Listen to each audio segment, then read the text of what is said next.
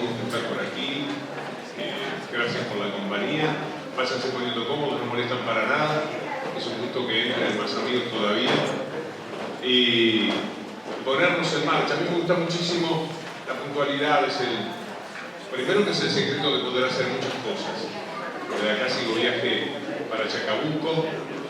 En realidad esto era venir a hacer el programa aquí y después en Chacabuco. Tenemos a veces nosotros una línea especial, que es la que permite que cuando uno está fuera de la radio, en otro lugar, hay una línea que se llama ISDN, que es una línea digital, que permite que yo transmita desde aquí como si estuviera en los estudios. La gente no sabe que uno está en el estudio y que está afuera, pero es una línea especial, que no pudimos prepararla con tiempo, porque las cosas han surgido un poco improvisadamente. Yo quería cumplir como fuera con Varadero. La familia Righini me conoció, la conocí en Cannes el año pasado, y desde ese momento ya estaban los incipientes preparativos para los 400 años de Varadero. Me preguntaron si vendría y dije que sí, como en general uno dice que sí. El sí es muy fácil, después hay que cumplir.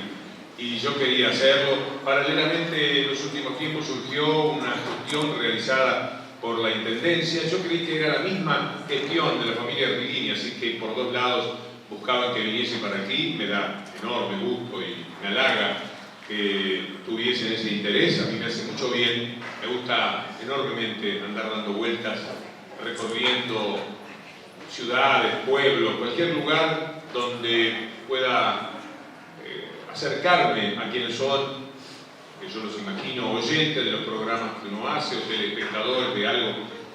Seguramente el nombre de esto están aquí. De qué otro lado podría venir la curiosidad por saber qué es lo que digo. Aunque qué curiosidad pueden tener, porque al mismo tiempo, si son oyentes, en realidad siempre digo lo mismo. O sea, como Piazzolla, el sonido más o menos es el mismo. Enseguida se conoce que es Piazzolla, que es un poco el leitmotiv que todos elegimos en la vida.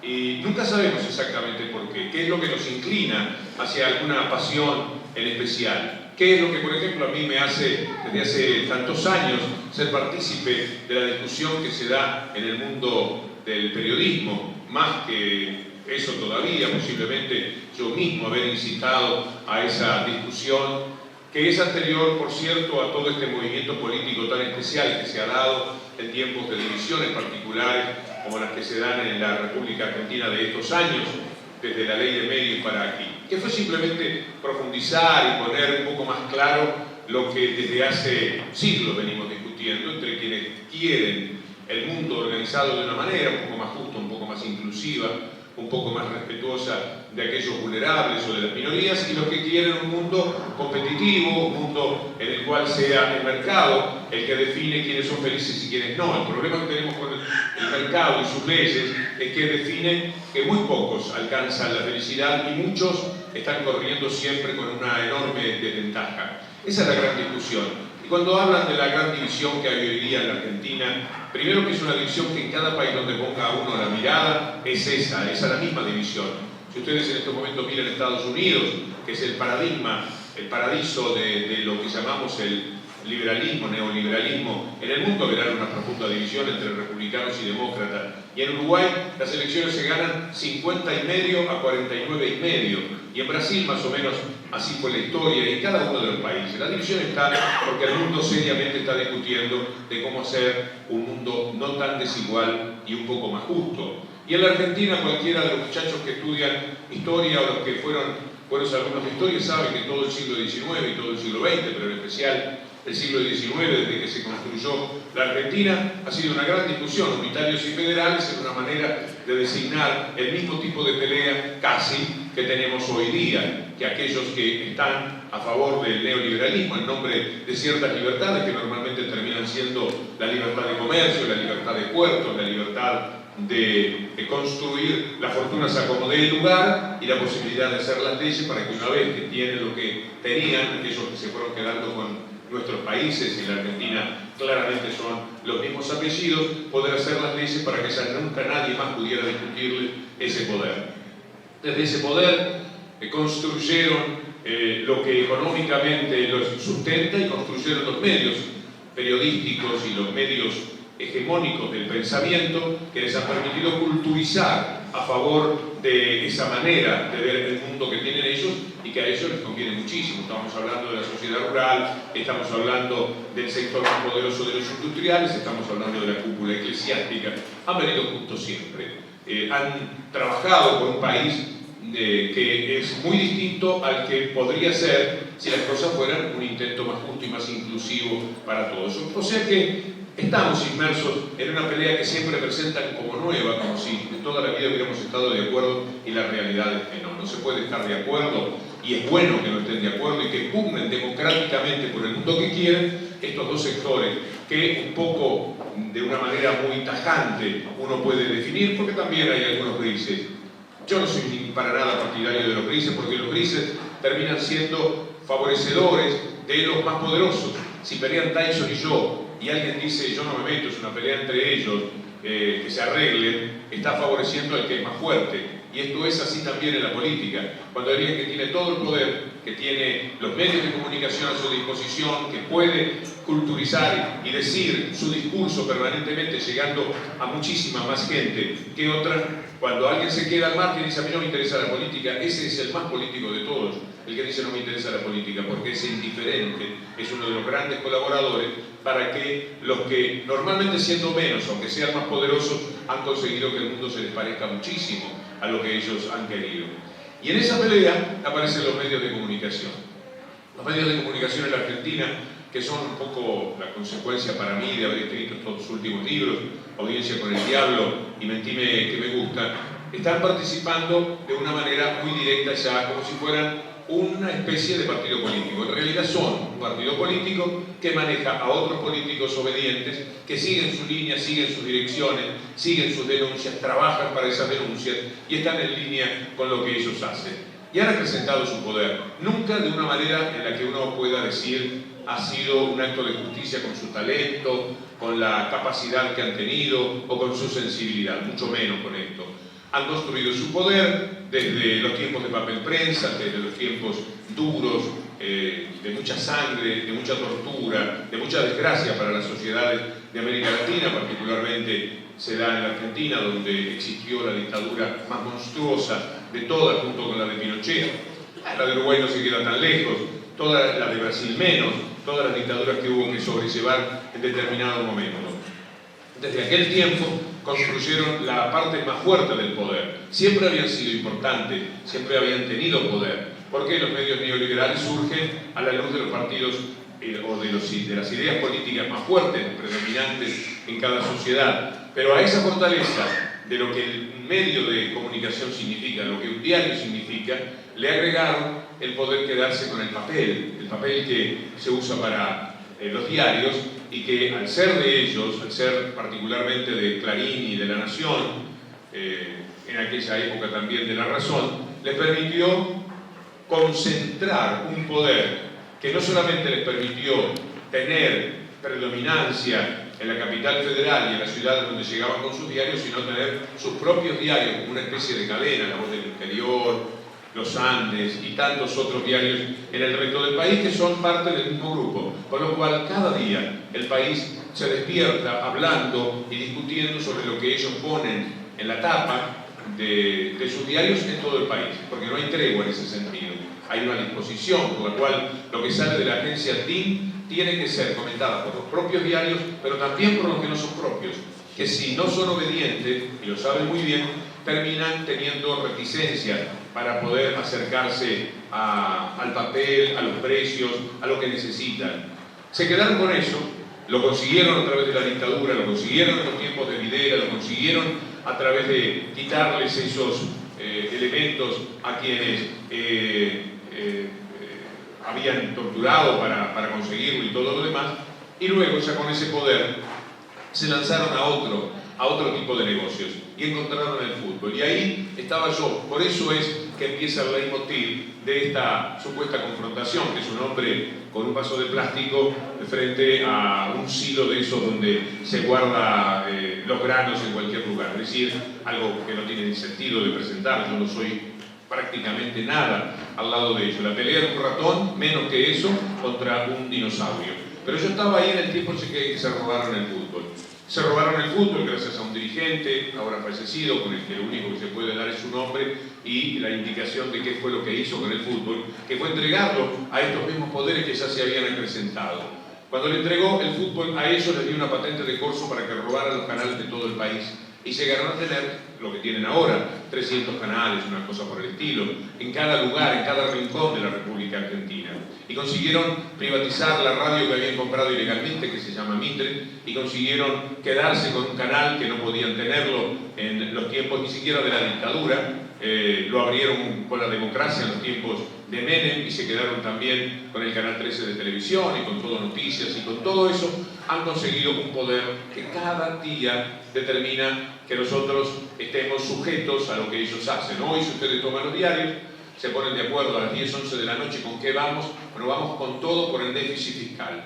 El déficit fiscal, que bueno, no voy a, yo por si hay un economista, a dar una clase de esto porque además no estoy capacitado, pero lo entiendo como ciudadano. Entonces fueron en sus tapas con el déficit fiscal. Ustedes vieron en la tapa de alguno de los diarios el aumento del salario vital, mínimo vital y móvil, que se anunció ayer y que lleva al salario a 6.000 pesos, que no será una cosa del otro mundo, pero empuja a los salarios que están cerca de esos 6.000, que también tienen que crecer, porque si no los empresarios estarían teniendo que observar que paguen el salario mínimo vital y móvil, y a un empresario al que le vaya más o menos bien, que no está pagando 10.000 pesos, empieza a darle vergüenza esa cercanía. Pues entonces, lo que hoy discutió el país, lo que la gente discutió, fue el déficit fiscal, sacado por un acuerdo evidente entre ellos, porque no es casualidad que los dos diarios más importantes salgan con esos temas. Y los diarios no se agotan en sí mismos, los diarios son los canales de televisión que ellos manejan y la posibilidad de fijar la agenda, porque al no haber democratización de los medios, al no estar la ley de medios funcionando, lo que ellos dicen, lo que ellos motorizan, es lo que se pone en marcha en la discusión de todo, y aún las radios que no les pertenecen en sus programas terminan discutiendo sobre el déficit fiscal. Ellos hacen que el país hable del déficit fiscal y no de lo que podría significar una aceptable buena noticia, que tiene muchísimo que ver, porque son estos mismos diarios los que hace 8 o 10 días jugaban con los números opositores y vergonzosos de la UCA, que es un representativo de lo que llamamos la cúpula eclesiástica, con el crecimiento de la pobreza hasta el 28 o 30%.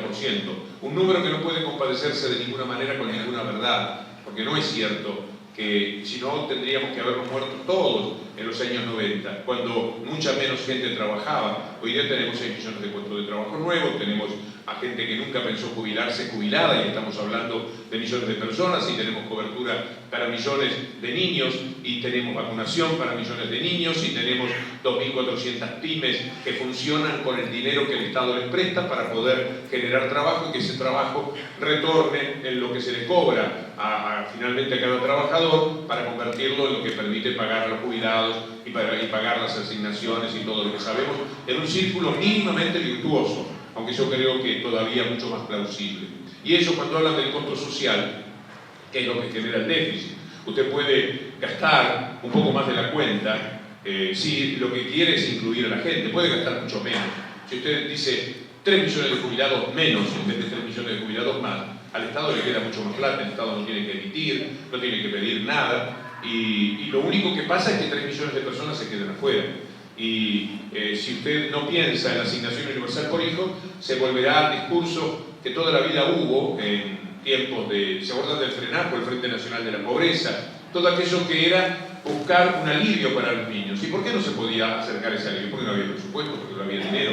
A cualquiera se le ocurre, se le rompe el corazón de ver a un niño con dificultades. Pero si no se lo puede ayudar, no se puede, y punto. Y el Estado no pudo hasta hace 6 años, que no pudo dar ese alivio que significó la asignación universal por hijo. Entonces, saquemos la asignación universal por hijos, saquemos los nuevos jubilados, los que se jubilaron después de años de frustraciones de trabajar sin ser reconocidos como trabajadores formales, saquemos todo eso de encima, y van a ver qué Estado tan exitoso vamos a tener y cuánto crecimiento va a tener el Estado. Ahora, ¿dividido entre quiénes? ¿Destinado a cuántos? Que esta es la pregunta que siempre hay que hacerse cuando discutimos de estos temas, que son la política más sencilla que cualquier ciudadano puede entender, porque de esto se trata. No hay muchos secretos en cuál es la discusión. hay que conseguir generar un presupuesto lo más generoso posible, tocar el bolsillo de los que más tienen, tocar retenciones, tocar lo que signifique impuestos en las industrias más poderosas, etcétera, cobrarle a los que más ganan un impuesto importante y con eso hacer la base con la que se transfieren potencias económicas, potencialidades económicas hacia los sectores más desventurados, más vulnerables, y entonces se ayuda a que haya un alivio y a que haya mayor educación, como la que indudablemente generan esas universidades privadas que han sido superadas ahora por las universidades públicas, claramente, generando trabajo para profesores, 115.000 profesores más trabajan en el país, los estudiantes pueden participar de lo trascendente que es el arraigo de las personas, porque en general es muy difícil, ya que en la Argentina no haya universidades relativamente cercanas que determinen que la gente no se tenga que ir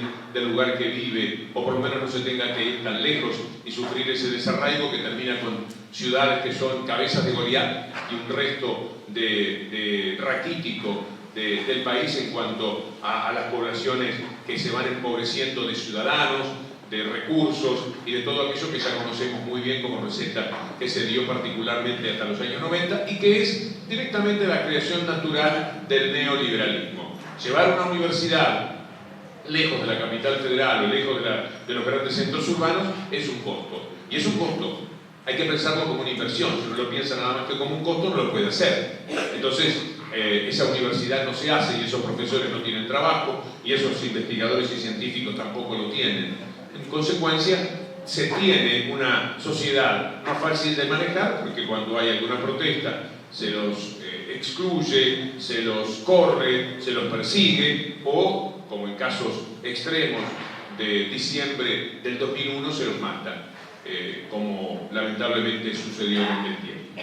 En el marco de esa discusión está la discusión con el periodismo, porque si todos estuviéramos medianamente informados de las verdades, y las verdades no son una sola cosa.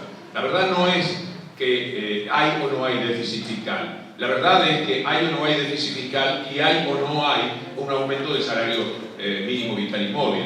La verdad es que hay un déficit fiscal, pero se relaciona con una necesidad de incluir a la gente y de no dejarla afuera. En consecuencia, todo esto es el componente que llamamos la verdad, de que después uno, por supuesto, elige la que le parece más importante, pero no cuando hay una posición tan dominante que determina que todos, hasta los que no están de acuerdo con ese periodismo, terminen hablando de lo mismo, porque está muy metido en nuestras vidas. Si ustedes compran Clarín o Nación, o alguno de los diarios que les siguen, si ustedes escuchan sus emisoras, si ustedes ven los programas de televisión de ellos, está clavado TN en algún lugar, de algún hotel, de algún bar, etcétera, etcétera, y puesto en la propia casa, ustedes están desde el principio del día hasta el final del día recibiendo un tipo de información interesante, una información que no es solamente ideológica, sino que tiene un interés muy fuerte. Cuando aparece la ley de medios, esto queda totalmente definido, y allí viene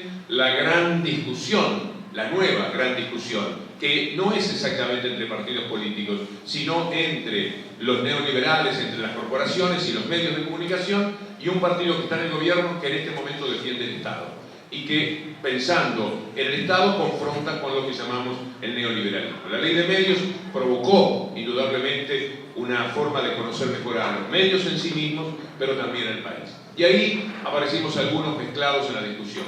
De esa mezcla, de eso salió lo que podríamos decir el hostigamiento a las personas que podían ser más peligrosas. Yo venía remando desde hace bastante tiempo contra tanto robo, contra tanta mafia, ejemplificado en la figura de Mañeto, pero no en la persona estrictamente de Mañeto, que es el CEO de Clarín, sino en lo que significa Mañeto.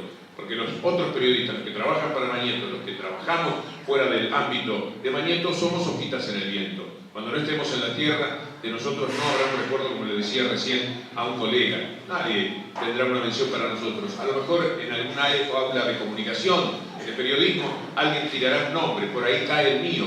Alguna vez, dentro de 15 o 20 años, será todo lo que quede de mí. Alguien que recoja algún punto de vista que le gustó y que le comenta a sus alumnos. Ahí termina mi posibilidad. Cuando yo desaparezca no queda prácticamente nada de mí. Cuando mueren, cuando desaparecen físicamente los que llevan adelante el tipo de periodismo que tenemos que sobrellevar hoy día, ese periodismo queda, es decir, lo Mañeto existe siempre.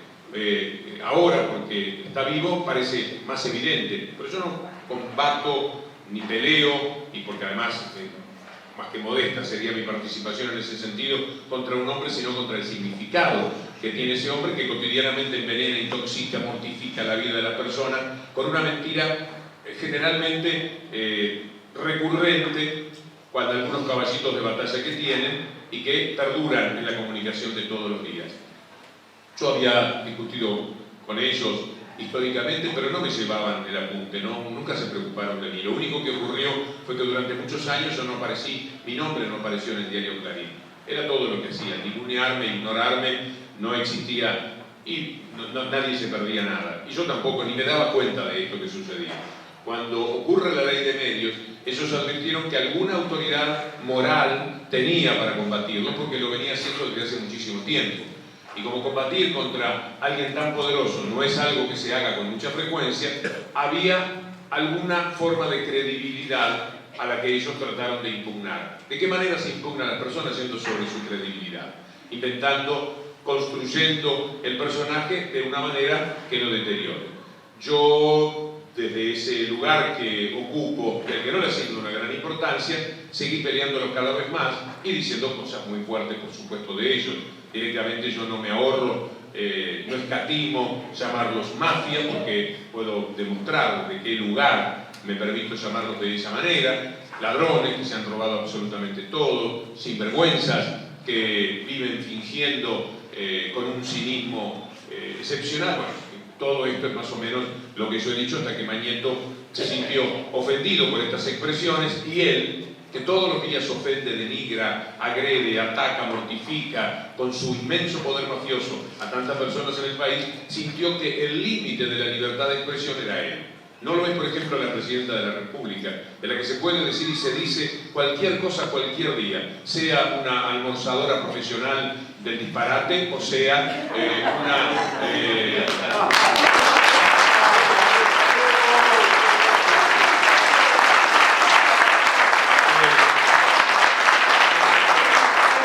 puede decir absolutamente cualquier cosa. La han denigrado a ella, a quien era su marido, etcétera, de las peores maneras, con cosas que muchísimas veces se ha demostrado que no eran verdades.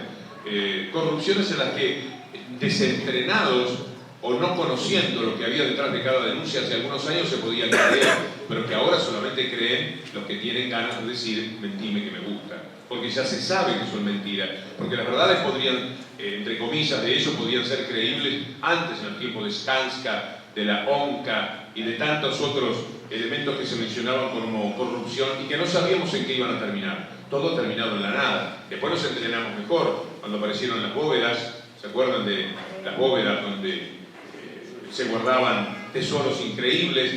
Después apareció Seychelles, porque había bóvedas en el sur, pero también bóvedas en Seychelles. Y por ahí se dibujaba que una presidenta se bajaba de un avión de apuro para ir a visitar en el banco sus tesoros, y decía: ábrenme la puerta que quiero ver el dinero mío que está aquí.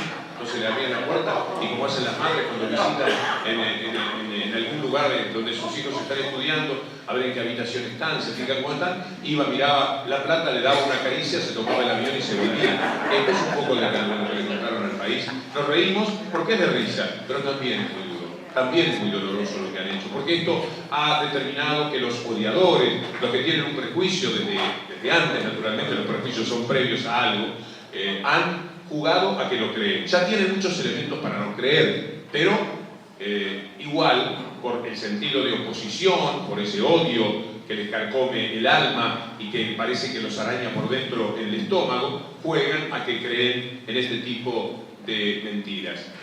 Entonces, ellos fueron contra todo, incluida, por supuesto, la primera ciudadana del país.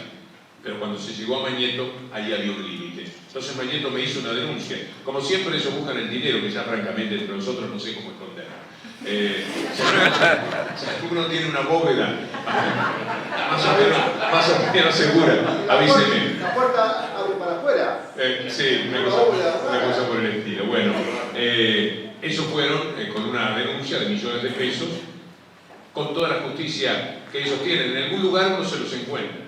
Yo pasé, por ejemplo, en la otra denuncia que viene de 15 años, esa de Cablevisión, por aquel partido de Boca y Real Madrid de la final de la Copa Intercontinental, pasé una, pero quedaba otra instancia, y si no, me quedaba la corte. Y entonces, por eso fue lo de la semana pasada. Ellos habían perdido, yo había demostrado que por más que soy hincha y por más que desde el punto de vista de lo que es el impulso para que eso se hiciera, tuve mucha participación, pero en lo que es levantar la llavecita que determina qué es lo que se muestra a través de la televisión, ellos saben que yo no podía decidirlo desde el lugar donde estaba, que era el simple papel de conductor de un programa. Bueno, la justicia en primera instancia falló a favor, lo cual fue para mí un motivo de perplejidad, pero fueron a una cámara que es un anexo, es una oficina que tiene Mañeto al lado, que sale más o menos. Es lo mismo, de los doctores Heredia, Deuseide y Vasallo, que son tres de los tantos que hoy día abochornan, avergüenzan, mortifican a lo que llamamos la justicia en el país. En esa cámara marché. Entonces me presenté en queja en la Corte Suprema de Justicia y pasó lo que pasó el otro día, que antes de que la Corte reciba o no esa presentación en queja y tome una decisión, ellos ya querían cobrar, estaban apurados por cobrar y fueron a ver si que se podían llevar de mi casa en el futuro, porque desconfían que efectivamente algo ando escondiendo. Entonces, en esa pelea hubo una denuncia de Mañeto, y en la denuncia de Mañeto determinó que el 8 de agosto del 2013 nos fuéramos a encontrar. Nos íbamos a encontrar y yo hablaba solo. En mi pueblo, cuando yo era muchacho, ya como sentía que tenía buena voz, andaba fingiéndome, ¿se acuerdan de Fernando Ciro, de Oscar Casco? Las señoras más grandes, de la voz que tenían. Y yo repetía los papeles porque me encantaban las telenovelas. De ahí viene un poco la profesión del relator, eso de los tonos, etcétera, de jugar con la voz. Y a mi mamá alguna señora le dijo, ojo con su hijo, porque a mí me parece que habla solo. Y es verdad, yo iba recitando un poco lo que escuchaba de Fernando Ciro o de Oscar Casco, y decía también, no sé si decía mamarrachito mío, pero decía cosas por el estilo y jugaba con eso. Bueno, volví a hablar solo casi, iba en el auto y de repente soltaba en voz alta algo que le quería decir a Mañeto, porque íbamos a estar cara a cara. Y yo soñaba francamente con ese momento en el que le iba a poder decir lo que digo todos los días por radio, pero ahí, a 2 metros de distancia, a 4 metros, donde lo pusieran. Y la verdad es que disfrutaba mucho de ese momento y tenía una necesidad espiritual de decirle unas cuantas cosas a ese hombre. Pero se quedó en la habitación de al lado. Y como se quedó en la habitación de al lado, yo en algún lado tenía que poner esa catarsis. Ese mismo día empecé a escribir algunas cosas que terminaron siendo un libro que se llama Audiencia con el Diablo.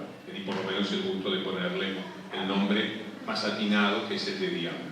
Y ahí entonces vino la parte de pelea que todavía no ha trascendido demasiado, pero que seguramente habrá un juez en el camino en algún lugar que me declarará culpable, y esos serán los ganadores. A mí, a esta altura de los acontecimientos, uno va perdiendo los miedos, se va acostumbrando, se va engrosando la piel, es muy difícil. Cuando es a uno, a mí lo que me dolió de lo de la semana pasada es lo que pasó con la familia, que fue una situación muy incómoda. Cualquiera de ustedes, imagínense que vengan y le digan, abra, o le tiramos la puerta abajo. Así de sencillo y de grave fue la situación, verdaderamente desalentador. Todavía tengo mis oídos la voz de mi mujer desesperada en el teléfono, y yo tratando de correr por una ciudad donde es muy difícil correr al mediodía porque está atestada por el tránsito, queriendo llegar para ver qué se podía hacer en esa situación.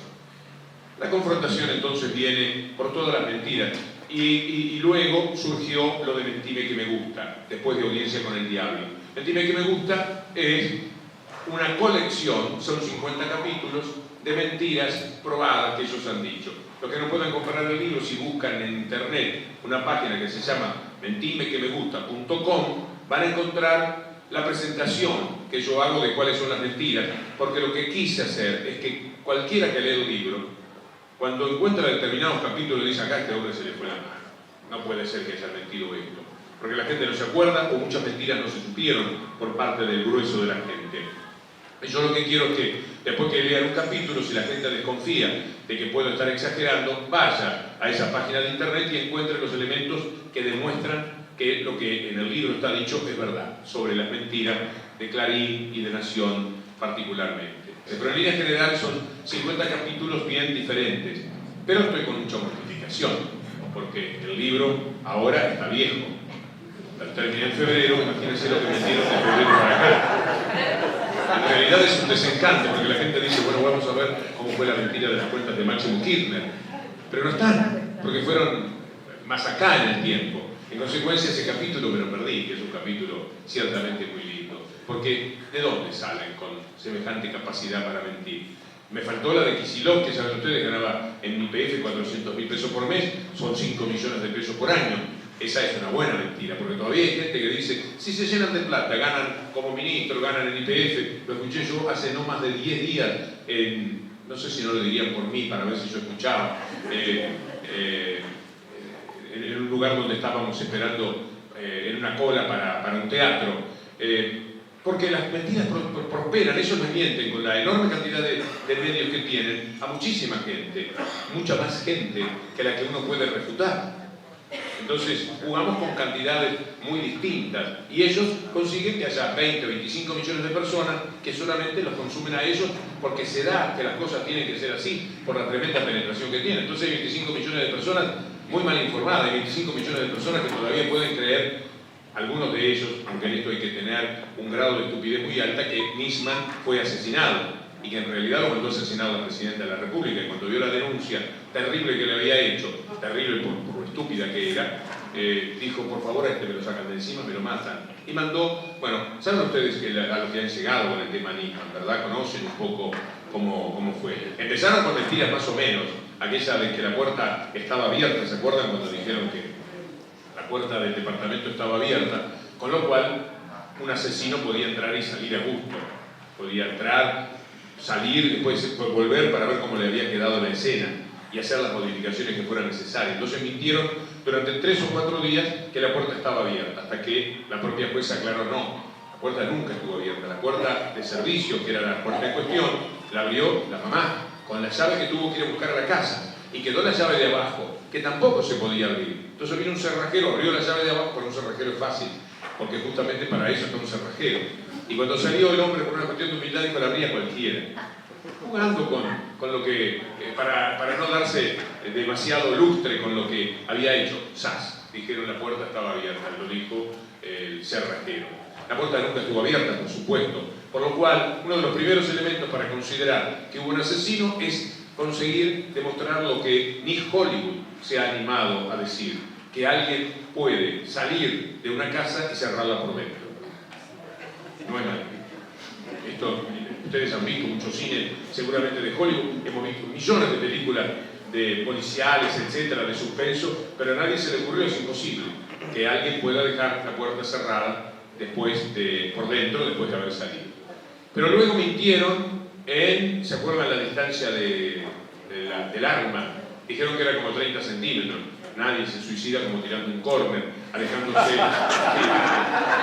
verdad, la gente se suicida poniéndose el revólver en la cabeza, como hizo Nisman, en la locura que vivió en esos días y que seguramente lo acompañó en un tramo más amplio que el de esos días en toda su vida por lo que uno va sabiendo de la conducta y de la personalidad de ese hombre tan particular que le hizo tanto daño al país y a sí mismo, como que lo pagó con la tragedia de pegarse un tiro.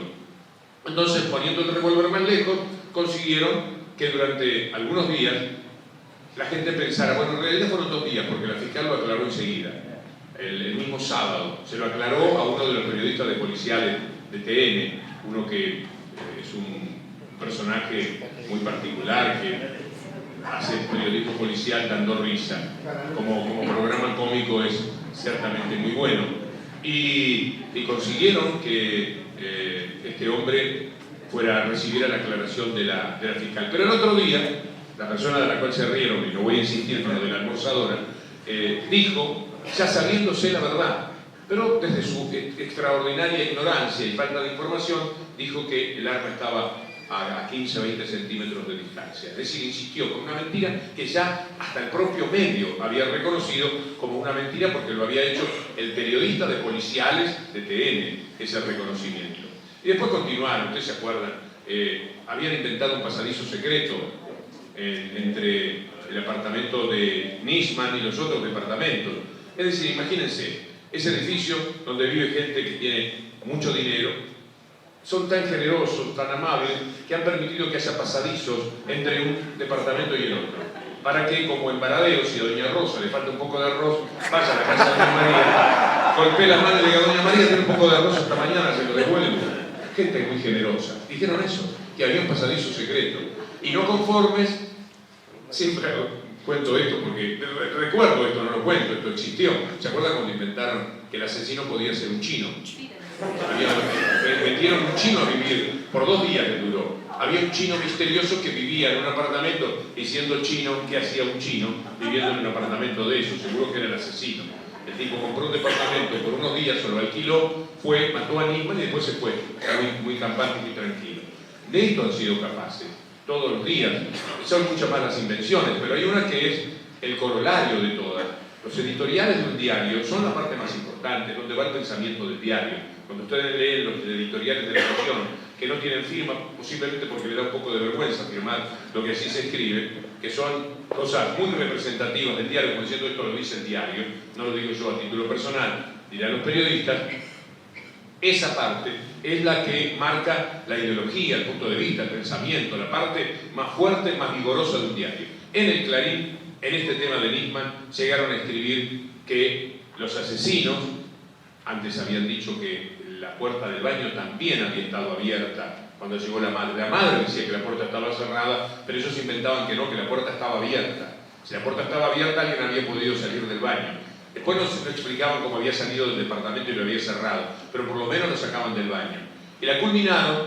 Yo esto lo cuento porque sé que mucha gente no sabe que esto ocurrió. En el diario, en su página editorial, con la firma del hombre más importante del diario, escribieron que el crimen, el asesinato, porque esto era lo que marcaba, había sido cometido por un comando venezolano-iraní,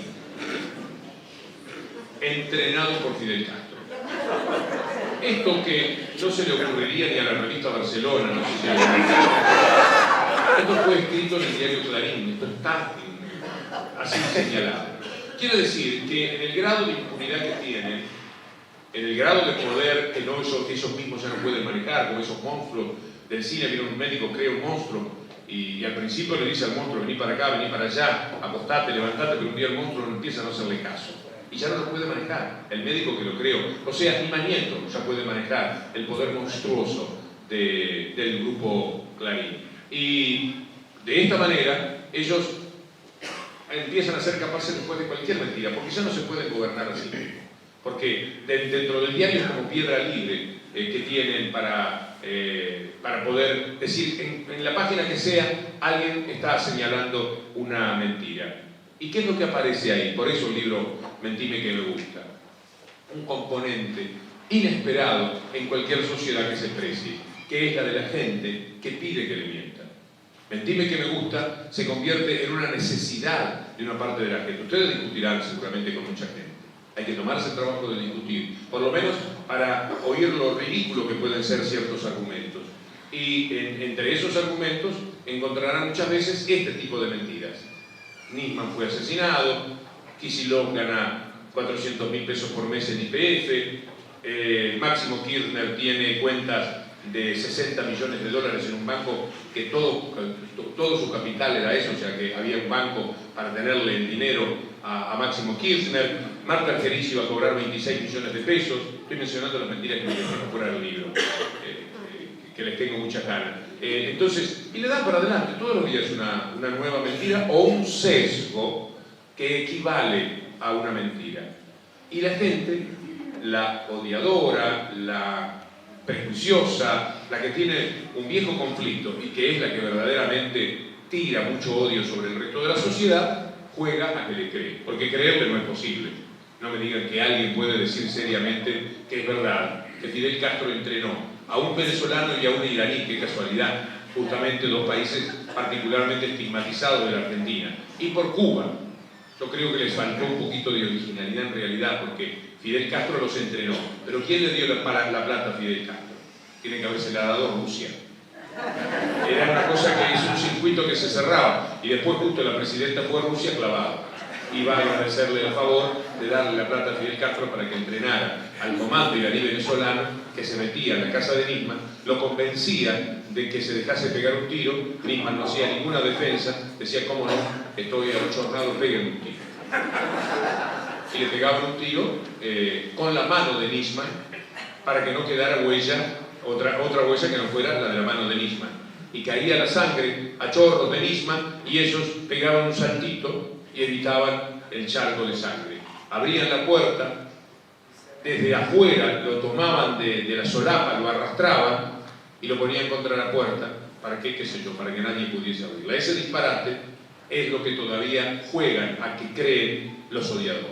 Porque esto es para presentarlo solamente jugando con el ridículo. No se puede hablar seriamente de la posibilidad de que se hubiese cometido un asesinato y que no es necesario ahondar demasiado. Pueden buscar en la página web entonces cuáles son las mentiras que ahí están y cuáles son las refutaciones, la manera de demostrar que eso era mentira.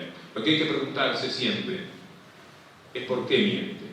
Mienten porque se han ido desesperando, porque por ahí tienen la mala noticia de que esa democracia que ensalzaron siempre cuando la tenían a su servicio y a su disposición, y cuando el poder político era algo que le pertenecía al poder real, esa democracia que tanto han ensalzado, resulta que ahora les juega en contra, porque nada más que la selección de minorías a las que siempre han agredido y que han sido reivindicadas, los que nunca tuvieron un trabajo formal y ahora de buenas a primeras recibieron un trabajo formal, las madres que nunca tenían o que no contaban con una buena ayuda para poder educar, para poder darle algo a sus hijos y para poder tenerlos siempre vacunados, en una verdadera inversión del Estado, porque cuando el Estado da una mano, el Estado ahorra.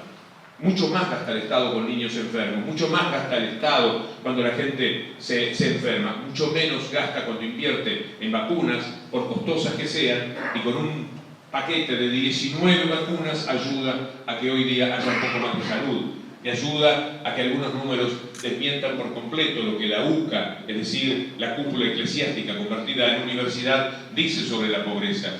Porque cuando hablamos de lo que se invierte en los niños, en la población en general y en su salud, estamos hablando de una mortalidad infantil que en América Latina en general, pero particularmente en la Argentina, pegó un salto maravilloso de 23, de 24 cada 10.000, cada 100.000 a 11, 10. Chaco tiene 11 en estos momentos. Formosa tiene 9,8. La ciudad de Buenos Aires tiene 8,9 de mortalidad infantil, el lugar más rico del país, manejado con criterios neoliberales. Entonces, el pensamiento que ellos tratan de destruir es el que proteja ese Estado fuerte, mucho más vigoroso que en los tiempos del neoliberalismo. Esa es la gran pelea. Por eso mienten, con sus intereses, porque tienen temor a que la continuidad de ciertos gobiernos determinen que algún día efectivamente se tengan que adecuar a lo que es la ley de medios, a la que vienen esquivando hace 6 años. Imagínense ustedes el poder que tienen, una ley del Congreso, que durante 4 años pugnaron para que fuera inconstitucional, que la Corte Suprema de Justicia dice que es constitucional y que se va a cumplir 2 años, ahora el 29 de octubre próximo, en los que tampoco, siendo constitucional, siendo una ley del Congreso, siendo una ley de los representantes del pueblo, no se cumple. Ese es el poder enorme contra el que se lucha. Ese es el monstruo que cada día intoxica nuestra vida. Lo único que se puede hacer es levantar nuestras defensas. La defensa se levanta con la calidad de información que manejamos. Calidad de información es que esto que ustedes están escuchando de mi persona ahora, sepan ponerlo en tela de juicio y sepan cotejarlo con otro tipo de informaciones, en la variedad de informaciones, en la democratización de la información, que les lleguen las opiniones de mucha gente y la información de muchos medios al conocimiento de ustedes. Eso que ellos no quieren. Mientras tengamos un país informado al 90% de la gente de una manera, devorándose la capacidad de reacción del otro 10%, vamos a tener un país que solamente se puede defender con los mecanismos de otro tipo de agresiones que sufren la sociedad y que permiten que esa democracia que ellos no quieren, cuando no la pueden dominar, siga siendo una democracia que les dé una respuesta contundente de querer al Estado y no a las corporaciones, de querer la inclusión y no la exclusión, de querer la cobija, la manta, la tibieza que para el Estado significa los más vulnerables y no dejarlos afuera y que se mueran porque el neoliberalismo es así. No cierra, los números no acompañan. ¿Qué le voy a hacer? Esta gente se tiene que quedar afuera. Eso es un poco la lucha en la que están inmersos estos dos modestos libros, pero muy queridos por mí porque allí está mi grito fervoroso, a veces urgente, lo siento, de llegar a la gente, como en este caso, de venir hasta aquí a hablar, qué sé yo, ¿cuántos hay acá? 150 o 200 personas.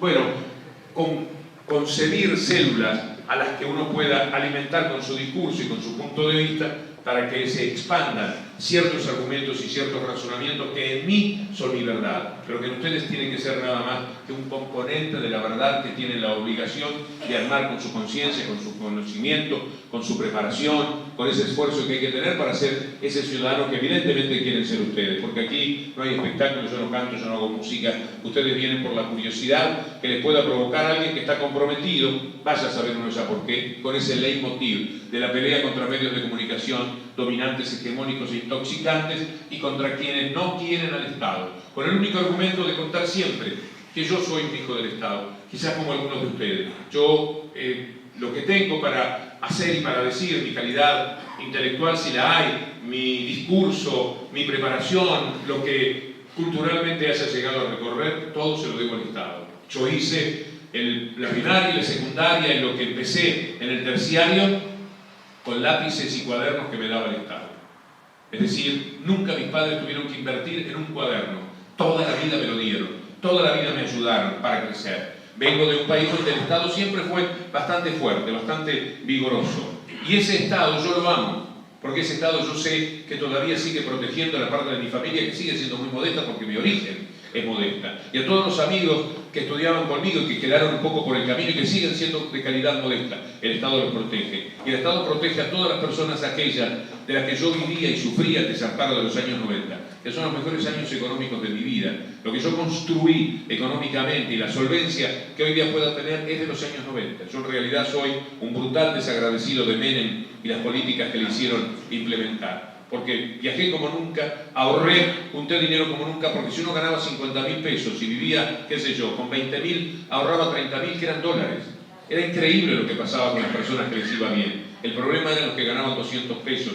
El problema era que venía mi hijo, que iba a un buen colegio, porque se lo podía pagar y decía, no viene más Juancito. ¿Por qué? Porque lo sacaron, no lo pueden pagar los padres. Entonces trataban de buscar algún refugio en una escuela pública o en algún otro lugar. Y Ferro, que era una institución modelo, se fundía porque tenía que ver con la clase media. Entonces Ferrocarril Oeste, que era un ejemplo de deportividad y de democracia y de clase media, se fundía y no existía más Ferrocarril Oeste. Entonces a los chicos los sacaban de los clubes, los sacaban del colegio, los padres se quedaban cruzados de brazos mientras sus hijos adolescentes ya se iban al colegio. Y encima quieren que no haya violencia, que aquellos que masticaron resentimiento y rabia durante tanto tiempo viendo a sus padres de brazos cruzados sin poder ya salir, porque ¿quién iba a buscar trabajo si no había por ningún lado, si lo que ocurría? Y ese es el libro Un grito en el desierto del que yo hablo, la historia de un desocupado.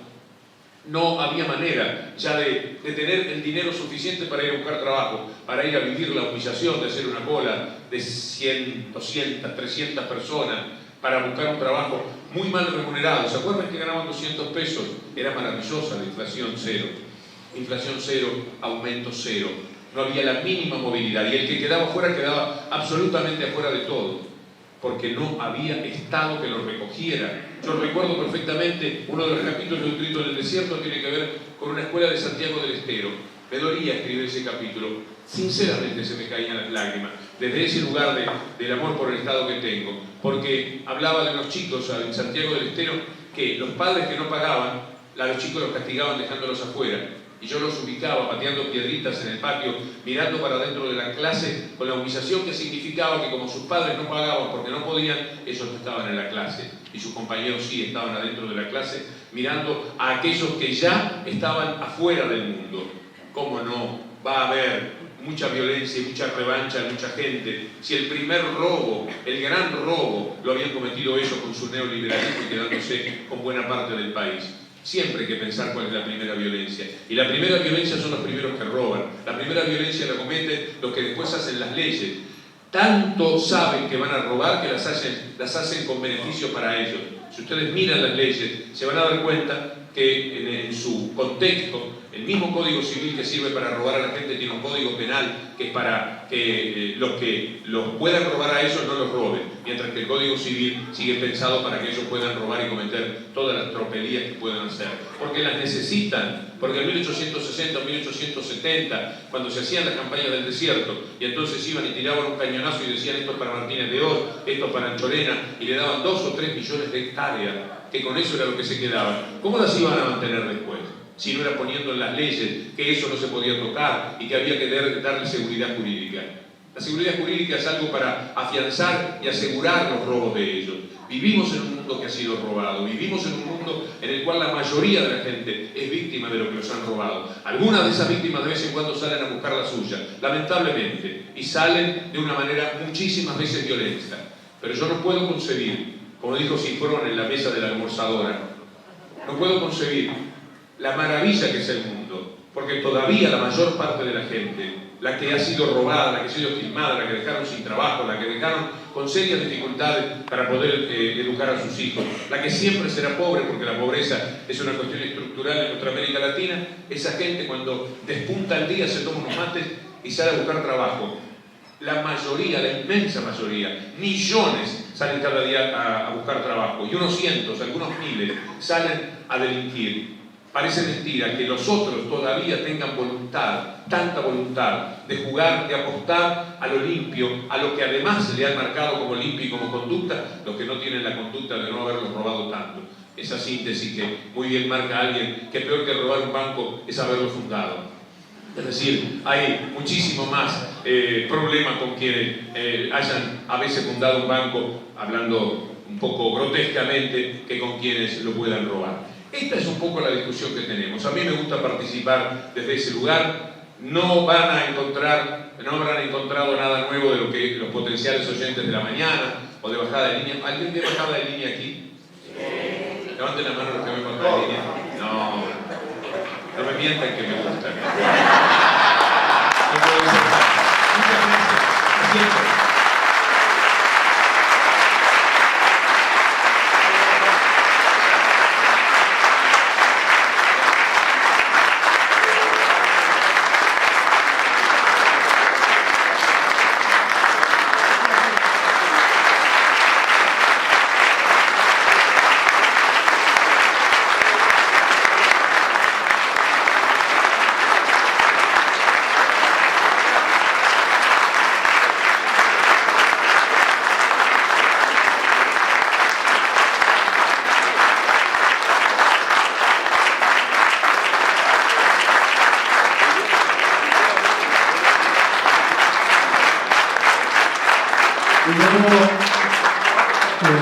Es un honor para todos los que formamos parte del poblado más antiguo de la provincia de Buenos Aires tenerte en el marco de los 400 años, en este momento festivo, en este momento conmemorativo, en este encuentro único y irrepetible como lo estamos viviendo.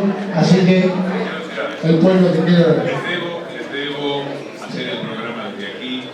Serán 401 años quizás, pero antes de un año me gustaría venir a hacer el programa, que era un poco también el plan inicial.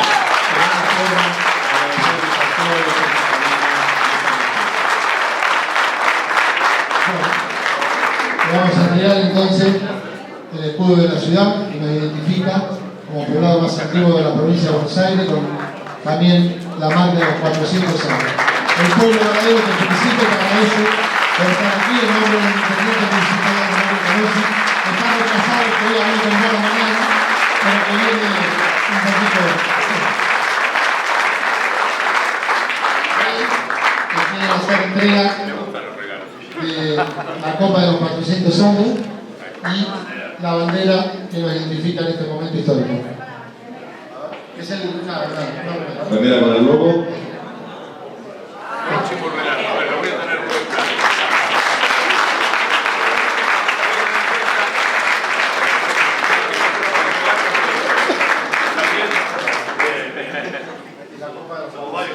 La copa con el logo también. Muchas gracias. Brindo por ustedes. Fuerte aplauso para este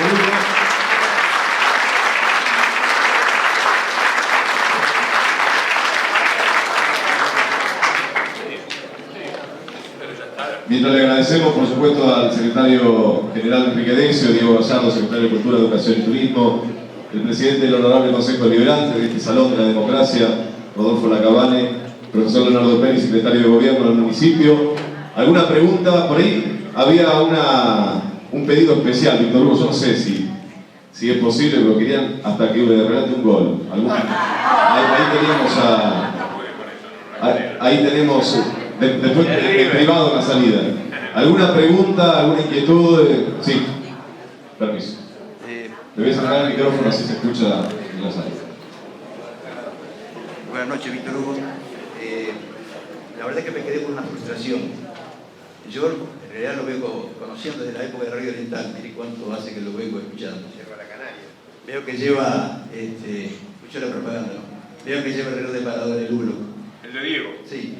Pero una cosa es que yo me quedé con una frustración, porque en abril de 1988 tuve la oportunidad de hacer un reportaje cuando vino con el recordador Néstor Ibarra, cuando vino al Club Rivadavia, pasó por una radio, y yo estaba haciendo la gestión para que usted haga un programa acá, justamente a 30 años de ese reportaje, pero esa persona justamente no quiso que usted viniera, y yo me quedé frustrado, porque quiere decir que se hicieron gestiones para que usted viniera como vino hoy, pero yo me quedé con muchísimas ganas de rememorar eso, que hacía 33 años atrás. Estamos hablando de 30 años, cuando usted vino a dar la charla del Mundial 1982. Pasó por una radio en la cual yo tuve la oportunidad de hacer una nota, que fueron las cosas que yo tengo grabadas con mayor emoción, las cosas que cuando yo me dedicaba a hacer periodismo, ¿cierto? Y esa fue una cosa, la frustración, que ojalá yo en este momento tenga la oportunidad de hace 20 y pico de años de volverlo a ver, y que fue la gana que yo tuve y que no se concretó. Ahora tengo la oportunidad de escucharlo. No es una frustración, es simplemente un deseo que no se pudo completar, porque como yo sé que usted hace radio en el interior, yo iba a hacer la gestión para que usted viniera, pero me dijeron que no. Bueno, no fue simplemente la frustración.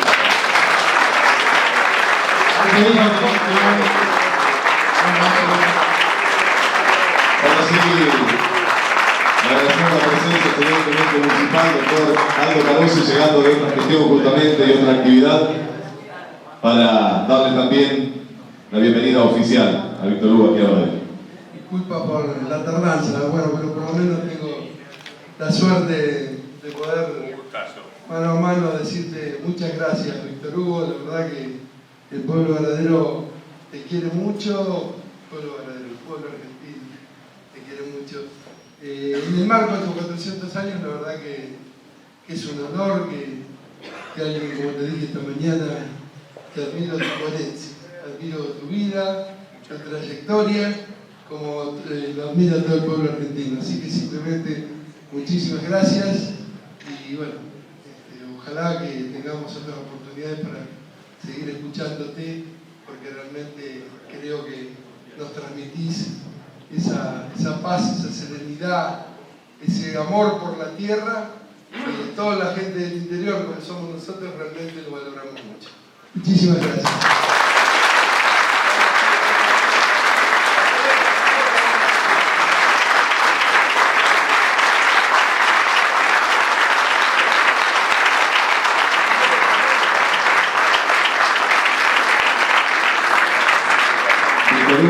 ¿Otra pregunta? Me acerco por acá. Buenas tardes. Usted no se acuerda de mí. No. Usted es de Cardona, pero estuvo en Colonia y yo iba al barrio sur de Colonia a correr cuando Hugo Maratones. Seguro, Ulises Uzuca era el que corría. Seguro que era amigo suyo. ¿Trabajaba en la farmacia? Sí, en la farmacia de General Flores.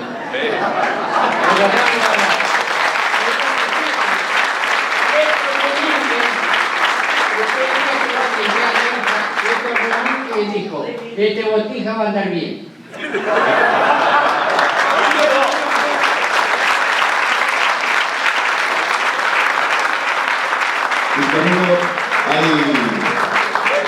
En esta enorme cantidad de gente aquí en el Consejo Deliberante hay mucha gente joven, muy joven, muchos chicos, chicas, que sabemos que están sumamente comprometidos con lo que hacen y con un mensaje que es el que han venido a escuchar y recibieron. Pero hay muchos estudiantes de periodismo también, en general, deportivo, y recién me trasladaban esta inquietud. Una palabra o un mensaje, si se quiere, para esos jóvenes que se están formando en el periodismo en base a lo que hemos escuchado y sabemos que ocurre, ¿no? No hay mensajes, es meterle para adelante una profesión que es maravillosa, de las buenas y nobles profesiones que hay, y construir una defensa cultural la más alta que se pueda, porque eso fortalece el discurso. No hay nada como la lectura, eso es una cosa que siempre le digo a los muchachos, y ya si los hay entonces, porque veo que efectivamente es así. El hablar cotidiano es muy modesto. Nosotros hablamos con un rango de 300, 400 palabras, y hay muchísimas más. Entonces, ¿qué es lo que va a mejorar la calidad del discurso? La lectura, porque la lectura sí, el que está escribiendo se esmera en encontrar el adjetivo, no quiere repetir una palabra que ya ha dicho. Entonces, no puede escribir 3 veces la belleza de la montaña, con toda su belleza que se me cae encima, porque es bellísimo lo que estoy viendo. Entonces, hay una riqueza que solo se encuentra leyendo, es en la lectura. Entonces, yo creo que lo que hay que pensar es que uno carga la mochila para un largo viaje. Y la mochila es la misma que alguien lleva a un picnic, a la que le pone un poco de salame, un poco de mortadela, un poco de pan, etcétera, etcétera. En algún momento en el camino le va a hacer falta. Mete la mano y encuentra. Y en el terreno del pensamiento pasa lo mismo. Uno carga, lee. ¿Para qué va a leer esto? ¿Por qué leyó esto? ¿Qué le significó? Uno cree que se murió, que allí se quedó para siempre aquello que ha leído, pero no, ha movido células nuestras que son la recordación del lenguaje, del idioma, y lo va enriqueciendo. Y de pronto podemos, por la responsabilidad que tenemos, hablar también procurando que la gente haga lo posible por aumentar ese modesto caudal con el que normalmente estamos en el habla cotidiana. Quiero decir que los comunicadores tenemos una responsabilidad, así como la de en otras profesiones, de acrecentar el conocimiento o la práctica. Nosotros también tenemos la posibilidad de acrecentar el nivel cultural, etcétera, con el que somos capaces de hablar. Pero el hablar no es solamente lo que va a demostrar lo que vamos adquiriendo, también la calidad de pensamiento. La calidad de pensamiento es construir sobre la base de un pensamiento rico el nuestro, y así vamos. Cuanto más uno lee de cosas que son sabias, de aquello que nos emociona desde lo bueno, va construyendo posibilidades también de mejorar sus criterios, hasta llegar a ser un desastre, como quien habla, o hasta llegar a ser una persona que puede, de alguna manera, entregar un mensaje que sea captado, que sea entendido, que sea bueno para los demás. Yo creo que los muchachos lo saben perfectamente, que sus maestros se lo dirán, pero ya que fui expuesto a manifestar un mensaje, cosa que no es lo ideal, porque ¿quién anda en condiciones de dar un mensaje? Lo hago con mucho gusto y se lo dejo a los muchachos ahí.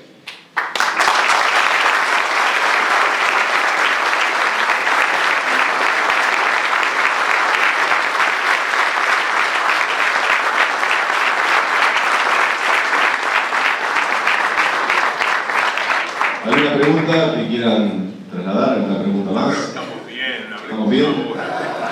¿Estamos bien? ¿Ha sido? No, siguen pidiendo Estoy atractivo y el otro.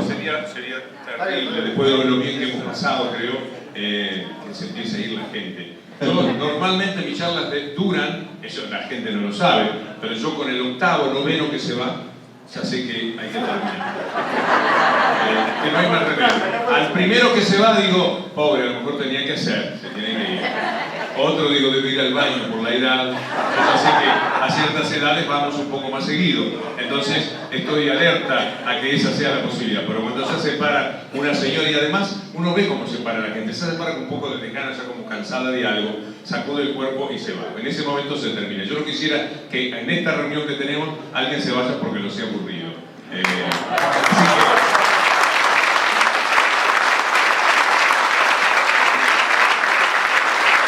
Lo importante, estamos sacando libros, lo importante de la jornada es que no se ha ido nadie, eso es lo importante y lo corrobora el aplauso. Nuevamente lo despedimos a Víctor Hugo Morales con un gran aplauso. No hay ningún problema.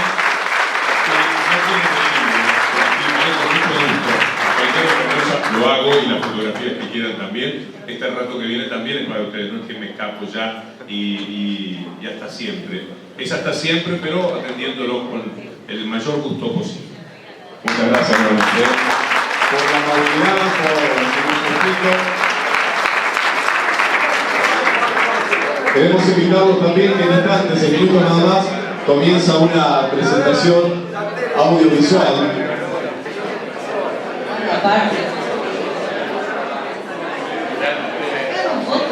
Reiteramos la invitación, en instantes nada más comienza la presentación audiovisual a cargo de Nachi Miranda, donde vamos a presentar 9 historias en 400 años, 9 historias de personas muy queridas de Varadero. Así que los invitamos a quedarse aquí en el recinto, a presenciar y a ser parte de la presentación audiovisual. Estas 9 historias, un documental breve, pero contundente sobre Varadero.